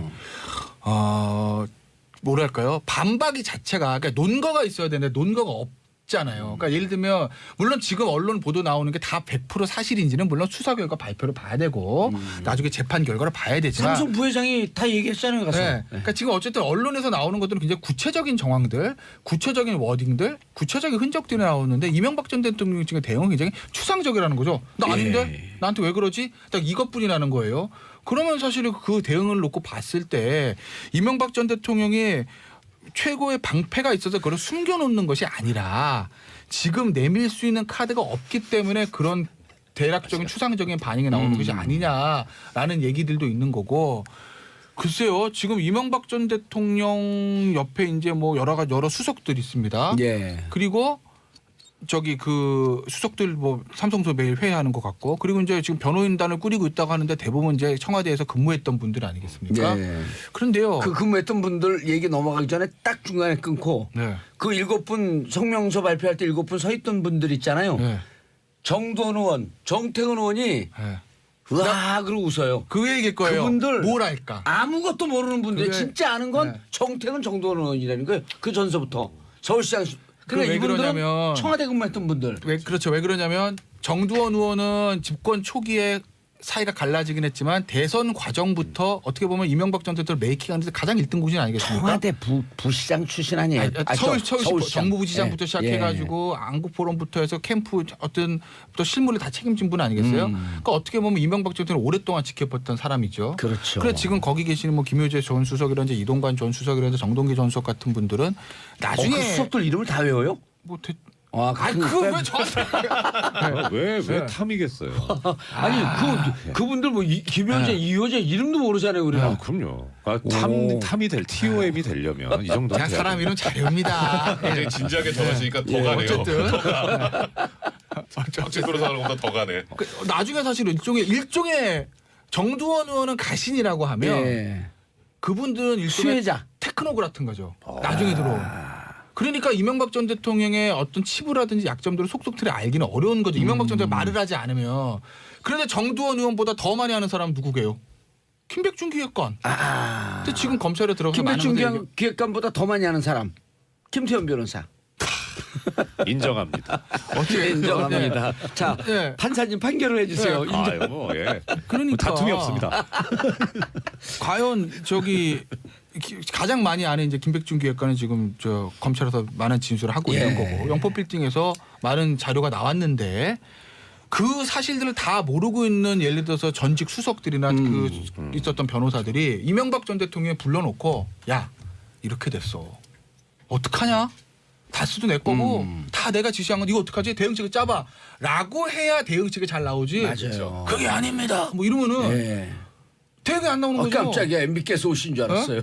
그 대응이 안 나오는 거예요, 그럼. 최소한 저희가 이제 사건을 진행을 할 때 예. 변호사한테는 솔직하게 얘기를 해줘야 그래야 이제 이 솔직하게 얘기한 걸 뒤집을 거라도 어떻게든 뭐 우리가 만들어 보든 예. 아니면 선처를 바래서 좀 이렇게 형이라도 깎아보든 전략이라는 걸 세우는데 아이고 뭐 저는 그런 적이 없고요. 저는 정말 억울합니다라고 했는데 이제 법정에 들어가거나 해서 우리가 생각지도 못한 증거들이 튀어나오면 예. 그래서 할 수 있는 게 없어요. 아니, 지금 예. 약간 그런 구조인 것 같아요. 근데 이제 MB 측에서 나오는 지금 반응들을 보면 처음처럼 그렇게 강력하지가 않아 일단. 아니 그래도 뭐 자진 출두 검토하고 있다 이런 얘기도 하고 저는 있잖아요. 자진 출두 검토는 지금 상황에서는 차라리 빨리 들어가는 게 나아요. 아니 우리가 계속 그랬잖아요. 왜냐면 매일매일 뭐가 나오잖아요. 인정하고 매일매일. 빨리 들어가라. 매일매일 계속 뭐가 나오기 때문에 차라리 먼저 들어가는 게 낫다는 얘기가 나오기도 해요. 그 김광석 노래도 있잖아요. 인정함이 많을수록 새로움은 점점 더 멀어지고. 그러니까 이명박 전 대통령 같은 경우에는 아마 박근혜 전 대통령을 좀 반면 교사해야 될 거예요. 예. 그러니까 박 전 대통령이 사실 초기 대응을 잘못한 거거든요. 만약에 박 전 대통령이 초기에 다 맞고 내가 잘못했어. 잘못했으니까 나 네. 지금 물러날게. 예. 아니면 일단 뭐 권한 이양 다 하고 나 완전 뒤로 빠질게. 물러날게. 깔끔하게 털고 나갔으면 탄핵이 안 됐을 수도 있고. 그러면 뭐 그런 박근혜가 아니죠. 그건 정체성을 부인하는 아니, 거예요. 그래서 어쨌든, 예. 잠깐만요. 예. 김정열 전 부장판사님. 김정열 아, 수구리 담당. 뭐, 예. 추진위했습니다. 그런데 예. 이정열 죄송합니다. 아닙니다. 예. 근데 박근혜 대통령도 그렇고 그다음에 지금 MB도 그렇고 스켈레톤도 그렇고 왜 인정을 안 하는 거예요? 이게 그러니까 문제는 예. 아까 두 분께서 너무 정확하게 말씀해 주셔서 전 약간만 이제 예. 추가하겠습니다. 증거 일단 어떤 혐의를 자기가 받고 있다라고 할 때 예. 제일 먼저 생각해야 되는 게 뭐냐면 쟤들이 어떤 증거를 가지고 있을까를 먼저 생각을 해봐야 되거든요. 그래서 이 정도 증거를 가지고 있으면 우리가 이 정도 대응을 하면 되고 뭐 증거가 없다면 이제 차라리 침묵하는 게 나아요. 또 근데 지금 보면 아까 말씀하신 대로 가신 그룹들은 다 알고 있고 어떻게 흘러간지 알고 있기 때문에 증거가 뭐 있는지도 알 겁니다. 예. 근데 이 아까 말씀하셨던 이제 나중에 들어간 테크노크라트들은 모르니까 하나도 모르죠. MB가 이거 아니라고 하면 증거가 뭐가 있는지 자체를 모르기 때문에 그럼 맞겠지 그럼 저렇게 얘기하시는데 그렇게 지금 대응을 하는 거니까 그냥 단순 부인밖에 할 게 없는 거예요. 그렇기 때문에 이걸 지금 끌어가니까 결국은 설명을 하자니 아까 김태현 변호사님께서 말씀하셨던 것처럼 부인을 하더라도 왜 이런 거냐면 이러한 것들 사정이 있었던 걸 봐라. 그러니까 이렇게 우리는 그런 일이 없다는 거를 얘기할 수 있는 거다 이런 예. 얘기가 돼야 되는데 근거를 못 대고 있거든요. 그냥 오히려 딱 드는 생각은 그냥 한번 아니라고 질러나 보자 이런 느낌밖에 안 들어요. 그러니까 이명박 전 대통령이 할 게 없어요 지금. 할 게 없어요. 예. 이 정도 아니 세 분들이 변호사니까 나온 증거를 보면 증거의 무게나 이런 그 정도를 느낄 거 아니에요. 이쯤 나왔으면 다 나온 거 아니에요? 박근혜 전 대통령 때보다 더한 것 같아요. 저 개인적으로 생각할 때. 그럼 18개 혐의를 넘어 쓰냐 줄어드냐 이 그러니까 싸움이네 혐의 이제. 개수가 아니라 그때보다 훨씬 더 명확해지는 것 같다고 나오는 관련된 증거들이 그러니까 사실 측근들이 들어가서 진술을 다 이렇게 하는 이유가 아니 뭐 나는 이제 이명박 전 대통령 힘도 없고 나 그냥 배신해야지가 아니라 어쩔 수 없이 하는 거예요. 어쩔 수 없이. 영국 이렇게 딱 빌딩 들이밀고 크죠. 하는데 어떻게 그걸 자기 이름 써 있고 막 이러는 거 어떻게 그걸 부인합니까? 이게 왜냐하면 왜 박 전 대통령보다 더 심각하다고 볼 수밖에 없냐면 박 전 대통령은 어쨌든 지금 국정농단 특활비 빼고 국정농단 사건은 본인이 돈을 받은 게 없어요. 없잖아요. 특활비 어쨌든. 빼고. 아까 독일 가서 돈을 받은 것도 없어요. 그리고 특활비도 물론 이제 재판 봐야 되지만 뭐 무슨 뭐 그렇죠. 특활비도 뭐 개인적으로 유용한 게 있지만 어쩌면 독일 뇌물로 돈 받은 게 없거든요. 근데 이명박 전 대통령은 특활비는 똑같잖아요 지금. 네. 그죠? 물론 이명박 전 대통령 입장에서 특활비는 어디 썼는지 아직 용처가 정확히 나온 건 아니니까 관례대로 썼어라 할 수 있을지 모르겠으나 어쨌든. 근데 다스 이 개인 비리가 붙어 있습니다. 돈이 굉장히 많이 엮여 있어요. 거기다가 삼성 이 소송 비용 대납 이거는 개인 비리 플러스 권력까지 이용한 구조 아니겠습니까? 뇌물. 그렇죠. 그러니까 본인이 직접적인 이득을 얻은 거랑 마찬가지이기 때문에 박 전 대통령보다 어떤 의미에서는 죄질이 더 나쁘다고 볼 수도 있는 거죠. 그러니까 이명박 전 대통령 입장에서 보면 하루라도 빨리 최소한 측근들한테는 모든 걸 털어놓고 대응책을 세워야 이게 나중에라도 측근들한테 안 좋은 소리 안 듣지. 이거 잘못되면요. 보세요. 지금 밑에서부터 쫙 올라가는 거거든요. 결국 이명박 전 대통령의 최경 책임져야 될 게 지금 김백준 기획부터 시작해서 뭐 이병모 씨도 이름도 또 이 씨 누구 있던데? 예. 예. 아까 이름 잘 외운다고. 이영모 씨. 아니 아까 그 이름은 그러니까 이름을 잘 외우지 않네. 안네 모르네 머리가 안 좋아. 예. 아유, 뭐 예, 이런 사람들 지금 다 구속되는 거 아니겠습니까? 근거지배랑 불리는 다 주변 사람들, 차명재산 관리하던 사람들. 그럼 결국 나중에 이명박 전 대통령 본인 사법 처리되고 측근들 다 사법 처리되고 그러니까. 사법 처리되지 않은 측근들은 이명박 전 대통령 강한 배신감을 느낄 겁니다. 예. 예를 들어서 야 이게 뭐야 우리한테 얘기도 안 해주고 우리는 그럼 언론 나가서 바보가 된 거 아니겠습니까? 그렇죠. 아니다 얘기하다가 아니 그리고 이명박 대통령이 집권 시절에 이런 얘기했잖아요. 도덕적으로 완벽한 완벽한 정권이다. 정권이다. 그러면 사실은 어떻게 이거부터 더 완벽한 정권이? 나중에 청와대에서 근무했던 사람들은 사실 죄가 없죠. 대통령이 네. 그렇게 얘기하니까 믿고 일을 열심히 하고 충성을 바쳤던 것뿐인데 예. 그 사람들 입장에서 얼마나 배신감이 알겠습니다. 자 MB 다스 실소유자가 밝혀져요. 네. 무슨 혐의가 적용이 되는 겁니까? 아까 40억은 일단 뇌물. 네. 특활비는 뇌물 및 국고손실. 네. 뭐 다스는 뭐에 해당? 직권남용이 되겠죠. 이건 일단 그것 자체로 다스 실소유자가 누구냐 하는 것이 뭐 어떤 그 범죄 혐의가 되는 건 아니고요. 예. 일단 이제 말씀하신 대로 특활비 상납과 그 관련해서는 뇌물죄, 국고손실도 되죠. 국고손실 있고 예. 그다음 횡령도 있고요. 횡령. 예, 그다음에 아. 중요한 건 그거죠. 다스하고 BBK하고 또 연결이 되기 때문에 BBK는 내 이니셜이었는데. 주가 조작이 있잖아요. 여기가 또 큽니다. 이게 근데 공소시효 끝났잖아요. 그러니까 최고 무기까지 가능하기 때문에 공소시효 끝났잖아요. 그건 따져봐야 될 것 같아요. 이게 지금 그 이후에 어떻게 된 건지 또 그 아직 지금 수사가 안 끝났기 때문에 아 BBK 주가 조작도 김경준 예. 단독 범행이 아니다. 이게 공범이나 혹은 주범이다라고 하는 게 인정이 되게 되면 공소시효가 안 끝날 수도 있다. 그러니까 그건 따져봐야 돼요. 그게 어디까지 지금 진행이 돼 온 건지 봐야 되니까 만약에 거기서 주가 조작 행위가 일회성이고 그냥 끝나버렸다면은 그러면은 의원님 말씀대로 공소시효가 끝났을 수도 있는데 예. 사실 제가 한 번 하고 말았을 것 같지는 않거든요. 그러니까 따져봐야 돼요. 뭐 여러 가지 있습니다. 지금 예를 들어서 그럼. 지금 시사인의 주진우 기자가 이제 계속 얘기했던 부분들인데 뭐 그 자본시장과 금융투자업에 관한 법률 이제 위반이 된 겁니다. 시세 조정 뭐 이런 것도 있고 하기 때문에 예. 뭐 그건 형은 그렇게 세지 않은데 이 문제는 이제 거기에 이득에게 예. 벌금이 되겠어요. 이게 저희 징역형보다 이득에게 뭐 몇십 배까지 지금 가능하거든요. 벌금이 결국 오 의원님께서 항상 말씀하셨지만 이쪽 분들이 제일 두려워하는 게 돈 뺏기는 거잖아요. 그렇죠. 예, 그게 아주 유효적절할 수 있습니다. 클 수 있다. 네, 다 털리겠네 이번에. 다 털어야죠. 사실 이게 도곡동 땅부터 시작해서 쭉 연결되는 거잖아요. 예. 근데 도곡동 땅도 원래 이상은 씨와 김재정 씨가 예. 소유하는 걸로 형식상으로 돼 아니 있었죠. 세분 사무실에 재심 청구를 어디다 맡길까 지금.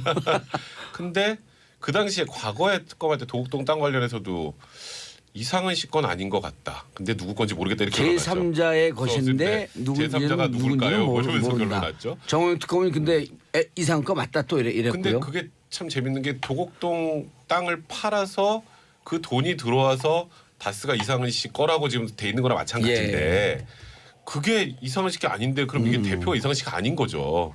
예. 근데 이제 도곡동 땅도 MB 거라는 것도 확인이 됐고 그럼 그 돈이 일로 들어왔으니까 당연히 그것 역시 다스 역시 MB 거라고 지금 보고 있는 거고 또 그 당시에 다스가 별로 썩 좋지 않았는데 190억인가요? 그게 또 BBK로 들어간 걸 보면 또 저기랑도 관련이 있는 거고 예.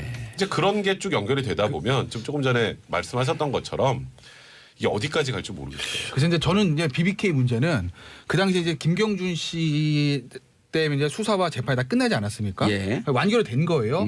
사실관계 나왔어요. 거기에 이명박 전 대통령이 실질적으로 BBK 오너로서 같이 공범이냐 아니냐만 남은 거기 때문에 예. 저는 이미 완결된 사건의 공소시효가 끝났다고 봐요.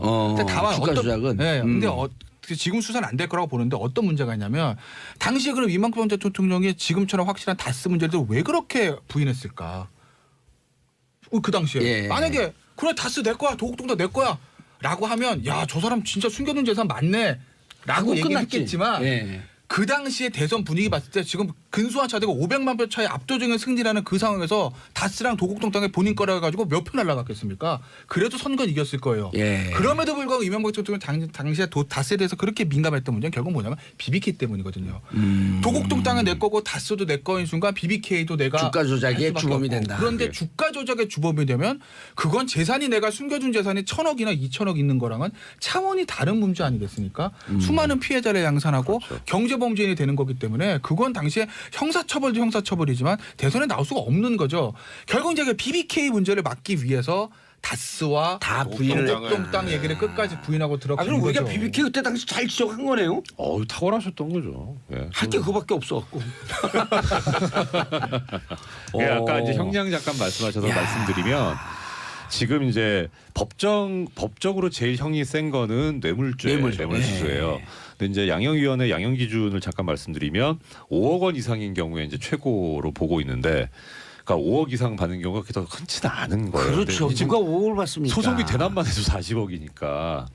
일단 그 경우에 이제 또 기본적으로 9년에서 12년 정도 권고를 하고 있고, 그리고 거기에 이제 가중 요소가 있는 경우, 이제 돈 뇌물을 받고 나쁜 짓까지 해준 경우, 그런 경우라든가 뭐 적극적으로 요구한 경우, 이 경우 형을 가중하게 돼 있는데, 이때는 이제 11년 이상을 기본적으로 선고를 하게 돼 있고, 그리고 무기징역까지 하는 게 좋다라고 그럼 양형위원회에서 하고 이건이 있습니다. 사면 복권 해준 건 나쁜 짓이라고 봐야 되나요? 자기 권한을 남용한 거죠.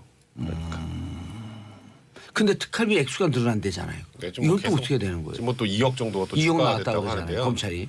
이제 지금 특활비도 그것만 썼겠느냐라고 생각하시는 분들도 많은 것 같고, 그리고 이제 추가로 조사하면 더 나올 가능성이 좀 높지 않을까 이렇게 보고 있는 것 같아요. 그래서 제가 아까 그 얘기했잖아요. 지금 그냥 먼저 소환장 오기 전에 먼저 검찰에 들어가는 방안도 검토 중이라는 게, 이게 날이 가면 갈수록 더 많이 나올 가능성이 많아요. 그리고 또 민사소송 이거 어디서 했어? 민사소송? 내가 전 재산 기부하겠다는 공약을 지키지 않았으니 손해배상을 하라?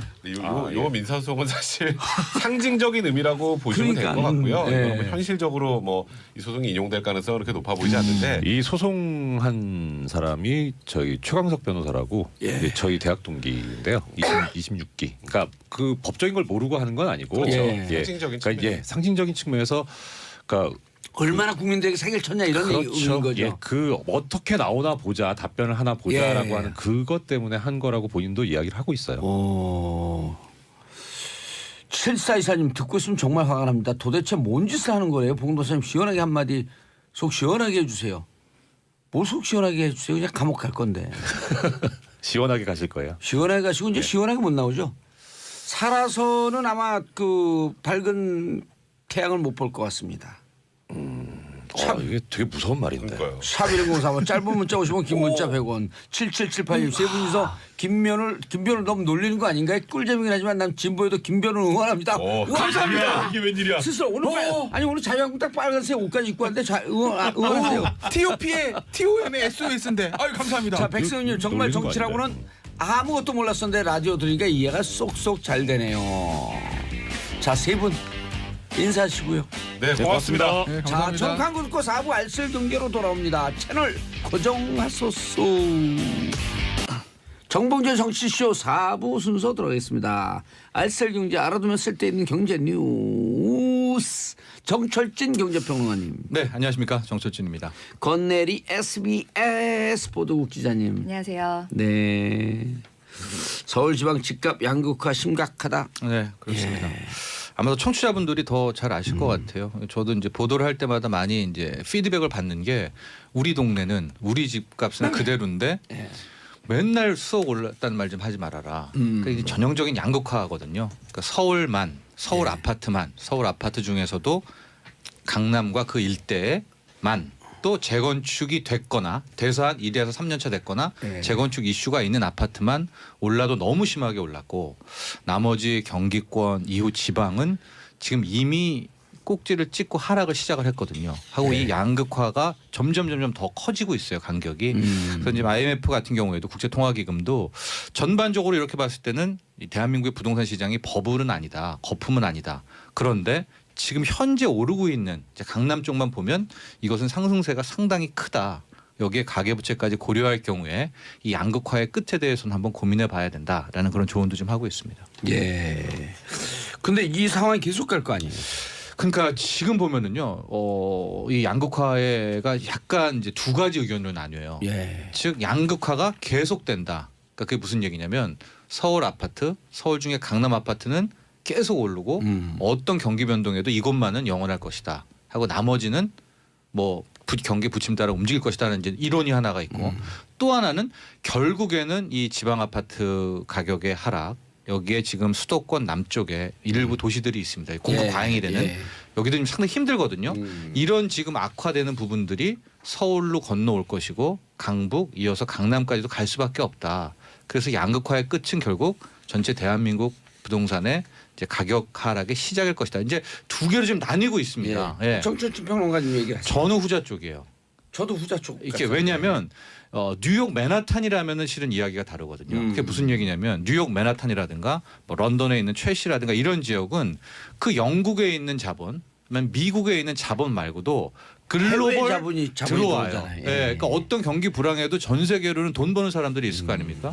그 사람들은 뉴욕 맨하탄 센트럴파크 앞에 있는 콘도를 살려고 들어오니까 끊임없이 들어옵니다. 하고 뭐 영국도 러시아 부자들, 중국 부자들이 끊임없이 사기 때문에 실은 여기는 버티는데 우리의 강남도 실은 괜찮거든요. 탄탄합니다. 탄탄하지만 아직 그 글로벌 해외 자금 수요는 들어오는 유입되는 부분은 아닙니다. 그래서 만에 하나 이제 지방부터 시작해서 경기권의 전반적인 부동산 하락 또 경기 침체가 온다면 지금 뭐 강남 불패 얘기를 하지만 저는 영향을 받을 수 없다. 이게 대한민국 부동산의 현실이라는 후자 쪽인데 부동산 전문가들 한 10명 모아놓고 양극화의 끝은 어떻게 될까요? 물어보면 한 8분 정도는 강남은 그래도 괜찮을 것이다 쪽으로 다수설은 그럼 지금 정철진 전 소수설이죠. 네, 소수설에 좀 포함이 되고 있다. 해운대값 떨어지고 지금 전세값. 그렇죠. 그러니까 제가 또 많이 그거에 대해서 좀 걱정을 하고 있는 게 부산은 역시 해운대 아닙니까? 예. 그럼 만약에 서울의 강남이 버틴다면 이런 어떤 하나의 핫한 지역들은 버틴다면 부산 해운대도 버텨줘야 되는데 지금 해운대 같은 경우에도 가격 하락에 대한 이런 보도들이 나오고 있습니다. 제가 이제 특정 지역이라서 또 거기 사시는 분들 계실 때 말은 못하지만 좀 그 가격 하락들이 많이 보이거든요. 그렇다면은 이런 흐름들이 결국에는 서울로 건너올 수밖에 없다. 그러니까 해운대는 그 옆에 그 달맞이길 있잖아요. 네. 공급 과잉이죠. 공급 과잉 정도가 아니라 완전 젠트리피케이션이 생겼고 이제 관광객이 하나도 없어 텅텅 비었어요. 그렇죠. 네. 비싸니까 원래 있던 사람들 다 내쫓겨가고 그러니까 프랜차이즈만 들어오고 프랜차이즈 보러 거기 갑니까? 그렇죠. 그건 아니죠. 네. 완전 죽었어요. 완전. 그러니까 거기 죽으니까 해운대도 경기도 빠지고 경기가 지금 실은 크거든요. 경기 침체 하락에 심각하고 이제 여기에 금리 인상 조짐 실제로 담보대출 금리 같은 경우에 이제 5%대 고정금리 섞게 되면 이제 5% 넘는 그러니까 1금융권 은행에서도 지금 이런 상황이거든요. 그렇기 때문에 인플레이션까지 인플레 금리 상승까지 조금 약간 저는 걱정이 많이 되는 편이긴 한데 그래도 부동산 전문가 분들은 강남 불패를 얘기하고 있다가 다수설이다. 그러니까 재건축 안전진단 깐깐해진 재건축 안전진단.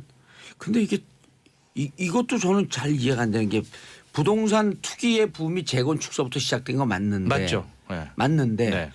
강남 재건축은 잡고 특히 이제 비강남권은 이 규제 묶였고 하지를 못하고 있단 말이에요. 네. 그러니까 강남과 비강남의 생활 수준 격차는 점점 벌어지고 강북에 있는 사람들은 이 돈 갖고 있는 조금 깨끗한 경기도로 가자.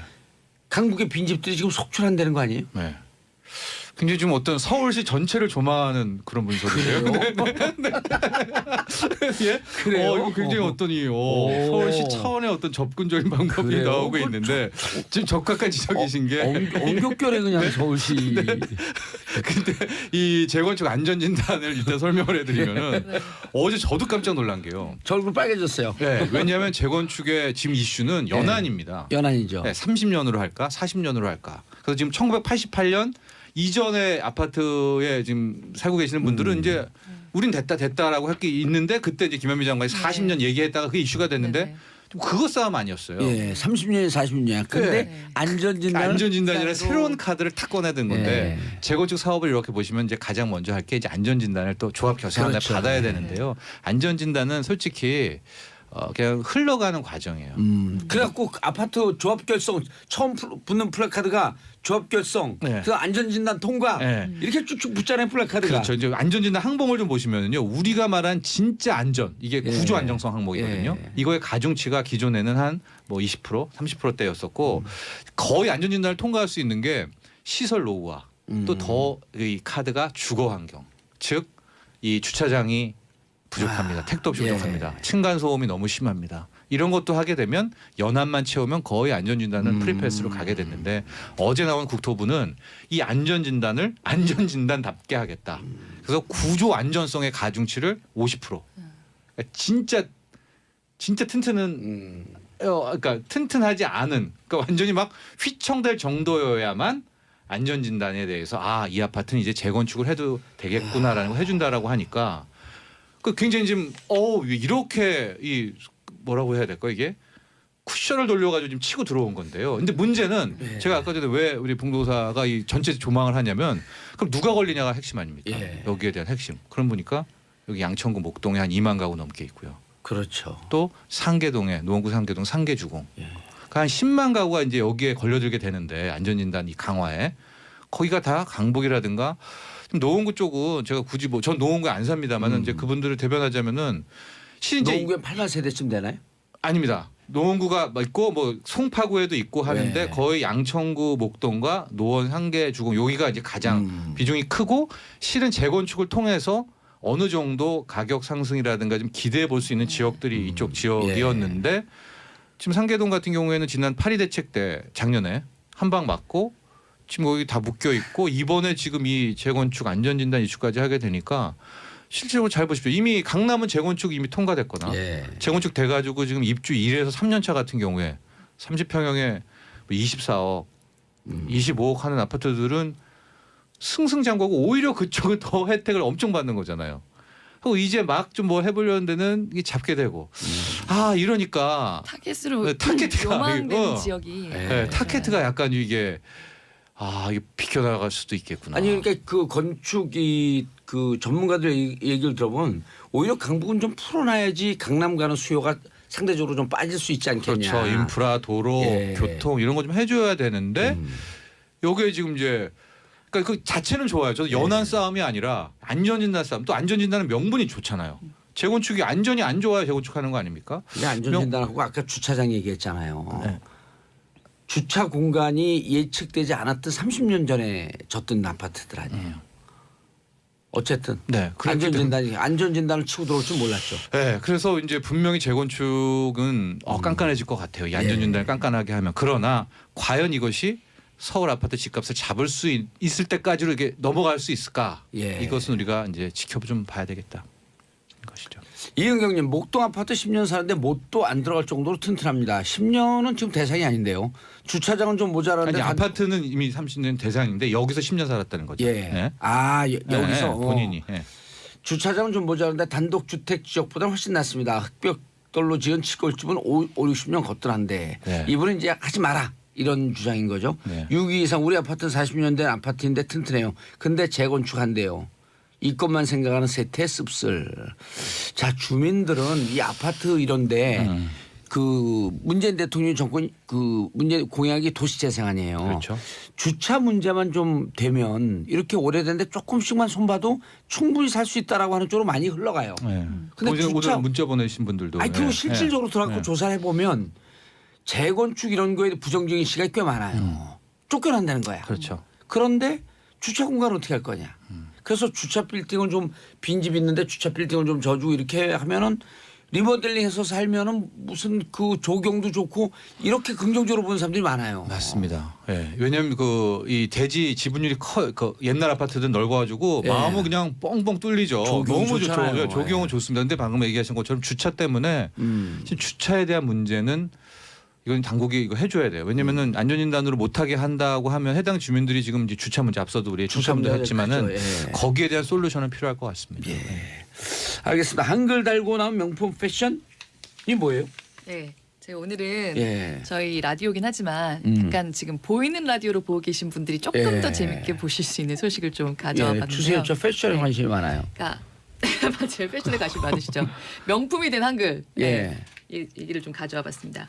이 사진 예. 이거 사실 여기 한글은 자세히 안 보이지만요. 이거 인터넷 좀 많이 하시는 분들은 10년 전에 굉장히 많이 보신 사진일 거예요. 배우가 누구예요? 브리트니 스피어스예요. 아, 브리트니 그 스피어스. 브리트니 스피어스가 2000년대 초반에 굉장히 톱스타였잖아요. 예. 근데 어느 날 갑자기 이런 이걸 입고 있는 게 찍혔는데 여기 잘 안 보이지만 여기 신흥호남 향후회라고 써져 있어요.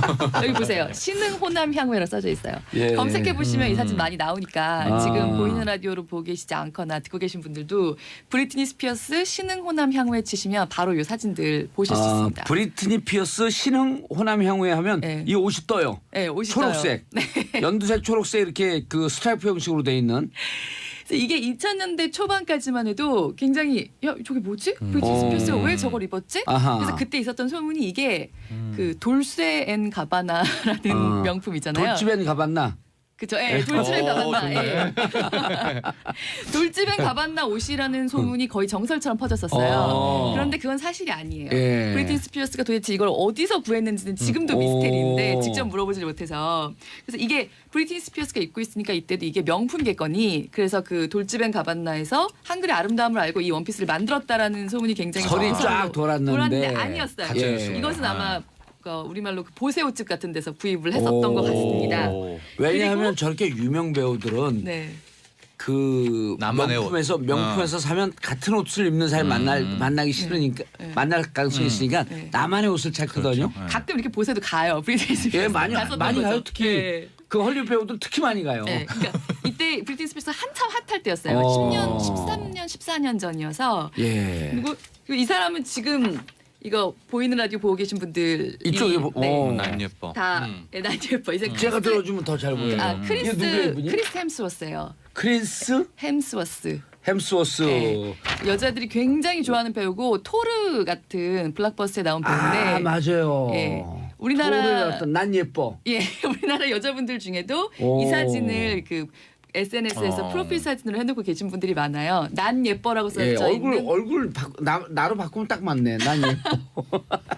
근데 이것도 어딘가 이제 크리스 햄스워스가 오. 보세 옷집에서 산 것 같아요. 예. 사실 그 한자가 예. 2000년대 초반까지만 해도 한자가 서양권에서 굉장히 예쁘고 그런 글자로 문신이나 이런 옷 같은 데 굉장히 많이 사용이 됐습니다. 지금도 이제 중국의 경제력이 좋아지니까 네. 전 세계 명품들이 중국 사람들 겨냥해서 네. 한자, 네.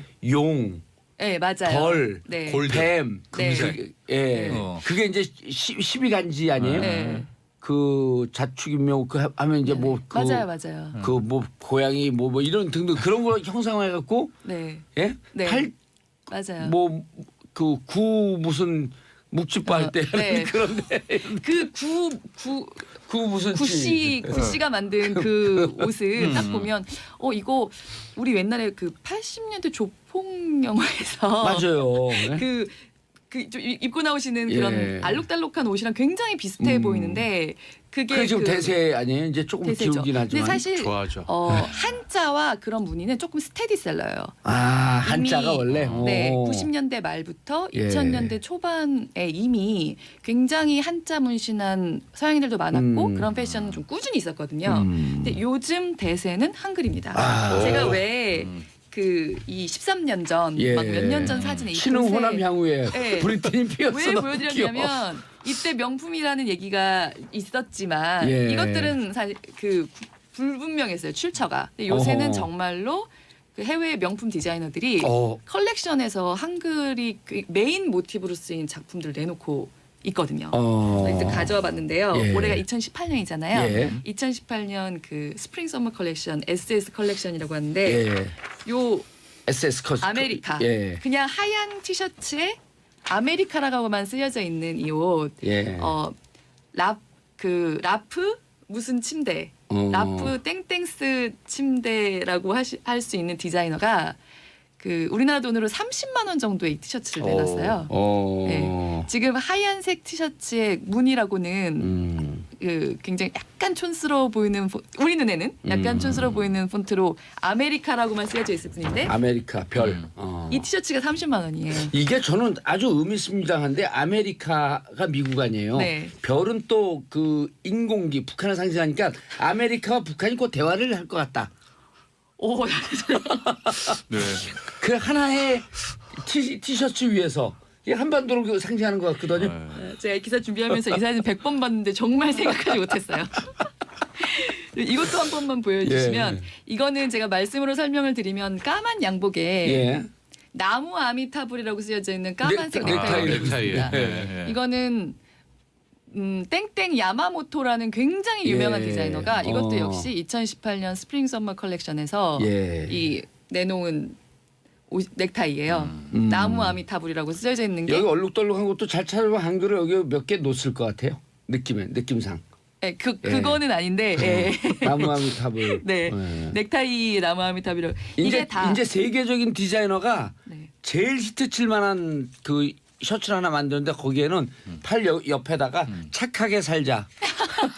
아니, 지금 그래요. 방금 제가 말씀드린 그 침대 디자이너 있잖아요. 그 시땡스 성이 시땡스 그 사람이 상주곶감. 상주곶감이라고 쓰여진 가방, 상주곶감 자연이 빚은 상주곶감, 뭐 삼도 농협 이런 한글이 들어간 보자기 원단으로 가방도 내고요. 그 삼선 그 땡땡다스랑 협업해가지고 그렇게 해진 운동화도 나오고요. 왜냐면 이게 그 구씨 집안에서 만든 무슨 찌 거기서 여러 가지 독특한 형상이라는데 그게 좀 요즘 좀 기우는 추세거든요. 네네. 그래갖고 실내 진저 이런 데로 넘어가는 추세인데 다른 상징을 지금 만들어내기 시작한다는 거예요. 그러니까 명품 디자이너들이 한글을 이렇게 선택하기 전에 이미 한글이 굉장히 젊은이들 사이에서 인기를 끌었어요. 근데 이제 드디어 명품 디자이너들도 이런 한글을 이제 선택하기 시작하는 거죠. 메인 캐릭터. 메인 디자인의 어떤 요소. 전 세계 언어 중에 창제주가 있는 유일한 언어. 만든 사람이 분명하잖아요. 한자 누가 만든지 모르잖아요. 영어도 그렇고. 근데 만든 사람이 있는 유일한 언어. 확인되는. 한글이 진짜 명품인데 한글 자체가 굉장히 명품인데 지금 해외 명품 디자이너들 사이에서도 이렇게 사랑을 받고 있고 좋네요. 이 니은, 미음, 리을, 이응 이게 그렇게 예뻐 보인대요. 8886님 평창 올림픽 경기장에도 한글 디자인 많이 보입니다. 너무 아름답습니다. 그 땡땡 로렌이 그 미국 팀복으로 또 굉장히 촌스럽게 좀 평창이라고 한글 폰트가 들어간 티셔츠 만들어서 이 선수들 돌렸습니다. 그래서 미국 선수들이 입고 다녀요. 자 다음 이슈 정철진 평론가님 물가가 심상치 않다? 물가가 심상치 않죠. 이미 식당에서 국밥, 설렁탕 거의 1,000원 이상씩 다 올라와 있고요. 근데 두 번째 프랜차이즈들이 다 또 지금 올리고 있습니다. 김밥 프랜차이즈, 중식 프랜차이즈, 일식 프랜차이즈, 뭐 거기다 햄버거 다 올렸고 지금 마지막 남은 게 치킨. 치킨도 제가 보기에 3월 1분기 전에 이제 올릴 것 같아요. 치킨 프랜차이즈들도. 지금 물가 인상 인플레이션 때문에 같이 올라가는 건가 어떻게 되는 건가? 그러니까 지금 그럼 왜 물가가 갑자기 가격 인상이 나왔는가? 이제 업계에서는 크게 세 가지 얘기합니다. 임대료 항상 높다. 거기다 이제 식자재, 유가가 오르면서 전반적으로 식자재 올랐고 세 번째가 인건비다. 뭐 인건비는 어디서 나왔느냐? 계속 지금 논란이 되고 있는 이제 최저임금 인상분을 실제로 가격 인상을 통해서 소비자에게 전가하고 있다. 이제 이 논란이 되고 있는데요. 여기에 대해서 좀 말씀을 드리면은 일자리 안정기금 이슈가 좀 있습니다. 왜냐하면 정부가 그래서 그 전가하지 마라. 인건비 부담을 가격으로 돌리지 말아라고 해서 올해는 3조 원을 편성했잖아요. 그래서 이거 신청하게 되면 해당 고용주들한테 국가에서 그 우리 세금 거둔 걸로 주니까 일단 그걸로 최저임금 인상분을 막도록 해라라고 했는데 1월 말 기준으로 지금 최저임금 인상 그 일자리 안정기금을 신청한 게 한 23%밖에 안 되는 거예요. 이게 미스테리잖아요.